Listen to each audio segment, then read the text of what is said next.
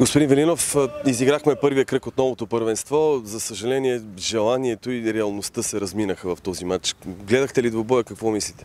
Значи този път нямах възможност да го гледах, бяхме на почивка, така че желанието ме беше прекалено голямо. Но все пак лошо начало, но мисля, че ще бъде с добър край. Дали този резултат, при който завърши матча, ще подейства на футболистите по-стимулиращо, по-мотивиращо, ако щете в следващите двубой? Може би малко стъпиха на земята. Предстои един двубой, който не искам да казвам какъв е. Важен двубой за ЦСКА, от кое го чакаме. И мисля, че този път всичко ще бъде на високо ниво и с успешни попадения, които изпускаме. Оптимист сте, вярвате в успешния край на матча този път?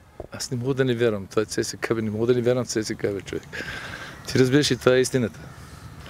Няма начин да не вярвам на тези момчета, на всичко, което се прави за тях.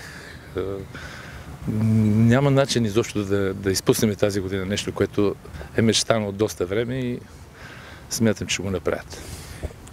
Първият двубой, който изиграхме за новата година, като че ли малко ни изиграе лоша шега. Факта, че в контролите побеждавахме, но съперници, които така бяха освободени, играеха нападателен футбол, открит футбол. Сега се наложи да играем малко по-различно и като че ли не ни се получи добре. Казах, не го гледах матча, но после гледах малко откъси.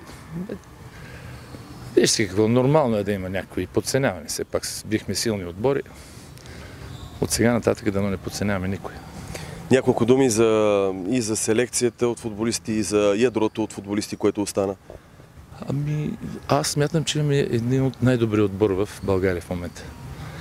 Така че това, което си замина, нали, това, което дойде, да се надяваме скоро да покажат наистина истински си възможности и Енрике, и Родригес.